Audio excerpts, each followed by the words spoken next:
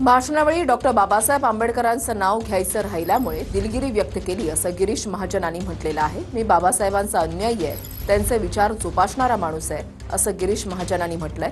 Atrocity गुन्हा दाखल करा असं बोलणं योग्य नाही। महिला कर्मचाऱ्याच्या मागणीनंतर गिरीश महाजनांची ही प्रतिक्रिया आहे। एखादं नाव घ्यायचं राहून गेलं आणि म्हणून मला वाटतं त्याच्याबद्दल एवढं